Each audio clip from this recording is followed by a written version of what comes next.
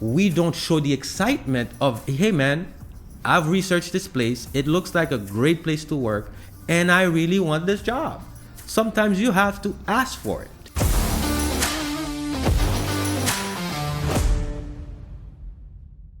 All right, let's talk about the biggest challenge for people who are trying to break into the tech industry, which is the catch-22. In today's episode, we'll discuss how do you get a job when your employer wants experience, but you need a job to gain that experience. We'll help you have a clear strategy on how to break through this catch-22 and land your first role in tech. You need a job to get the experience, but wherever do you get that experience if you never get the job? And every employer wants you to hit the ground running. So how do we work around that, you know? Because first of all, we have to call out the BS. Yes. And not only it's BS, but it's also a systemic issue. It's not one company wanting that. It's every company wanting 5 years of experience. And I hear this is way more severe in the US than in any other. It is, because in other places there is literally a pipeline from training to jobs. But here there are boot camps and there are jobs, and there is something fuzzy in between. There are unfilled jobs. There are unfilled jobs for years. And high expectations in between. So now that's the fact. So what do we do about it? So what I usually suggest our students to do, and what we usually help our student with, is first positioning. We talked about that a few times in other videos. Is how do you position yourself in the marketplace to create conversation around you? Go on LinkedIn, having a voice online, having learning in public, making sure that you are attracting the attention of recruiters, of hiring managers, as opposed to the typical way, which is good too, which is important as well, the typical way of applying to jobs. That's the first thing you need to understand how to do, is to create a portfolio, is to talk about your journey, or talk about what you know, talk about what you're learning.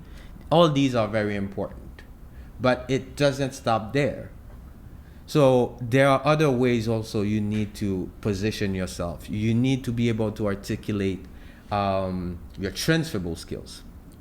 Because a lot of people don't understand that the tech knowledge you acquire in a boot camp and a technical training is not the only thing you can sell.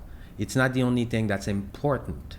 For example, when your first job, you brought more than the technical knowledge. You brought what you've acquired from your previous. I told them everything I did before. Like there's a camp that's like, don't mention what you did before. I don't think you have to put it all in your resume, but you need to be able to tell a story of what you've done with your life before you decided to be a tech professional. And not only just tell them just to tell them, you have to be strategic about this. You have to make sure you are clear what you are telling them about your prior experience is indeed gonna bring value to the job you're about to get. Example. Let's say you've done some project management. Now you can mention that very easily. It's actually the best thing you can mention, that you can manage a project. You can take a technical project from zero and lead it. That's the first thing. You can gather requirements.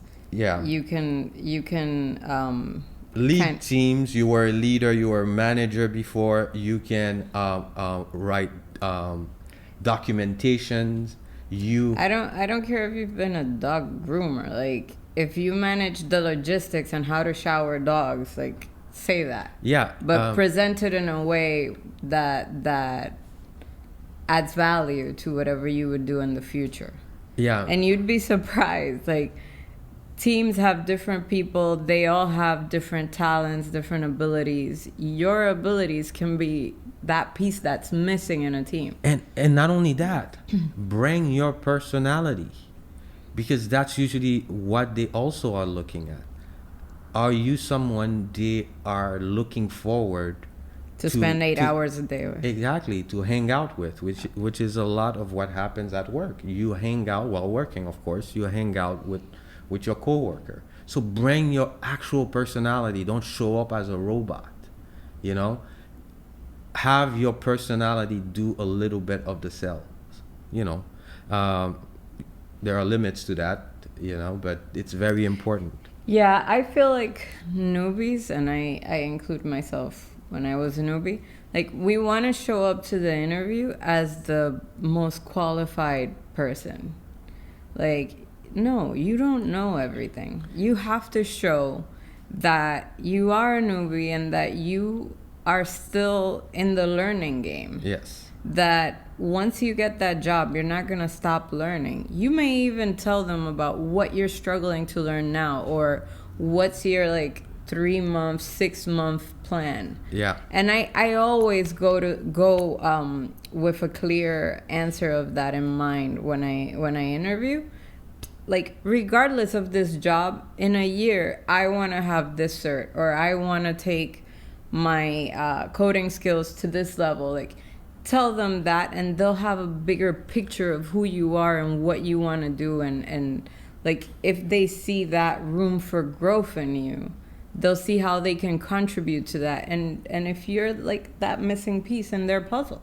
And last week, actually, I saw something on LinkedIn that was, to me, very interesting.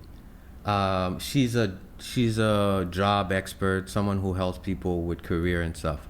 She said one thing that most people are not doing that they should be doing is not only showing enthusiasm for the job they are applying, but actually saying, I look forward to working with this company. I'm excited. I want this job.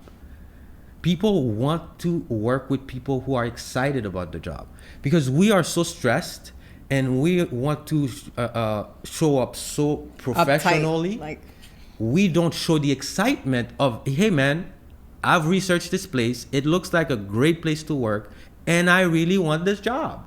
Sometimes you have to ask for it. yeah. And we are typically not trained to ask for the job. You see?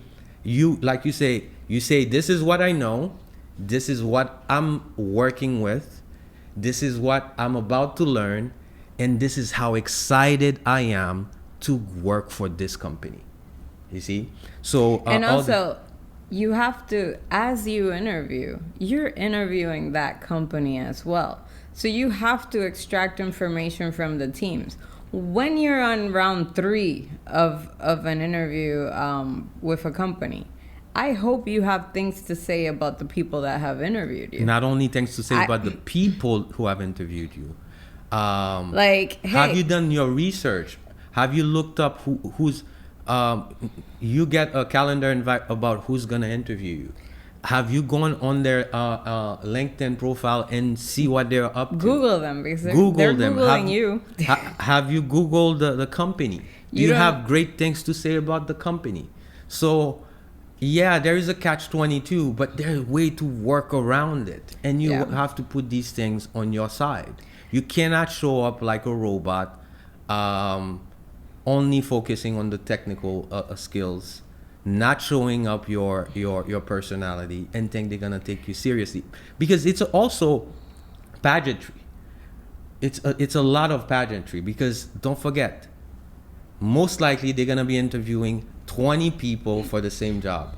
How do you make sure they remember you?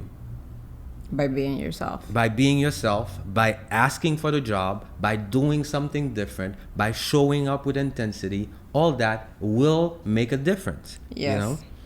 So let's talk about some other things that you can do to break that catch-22. One of them is building a portfolio with personal projects, open source contributions. Yes. You have to build things and be able to speak about them. If you can show them, like if you have a GitLab repo that's public, that people can see what you've been working on, that's so here's the challenge I see. We have to encourage our student to do more of it. Is that the student is so busy learning the material, they deprioritize the idea of building a portfolio. Okay, so it's, to me, it's as important. You have to know the material, and you have to also find a way to show how much work you've done with that material. So creating your portfolio shouldn't be some afterthought. It should be something that actually is part of your job search, of the breaking the catch-22 situation, you see. Yeah, but one of the key things is being able to speak about the project. I don't care how many lines of code you have in GitHub. If you cannot come to an interview and tell us what you use, what you struggled on, what did you have to learn to be able to build that project, it doesn't matter. Yeah. And people like overcomplicate this. You can get a Raspberry Pi and build something with it. You can build, I don't know, a Plexi server, whatever it is, but be able to speak about the different components that you put together.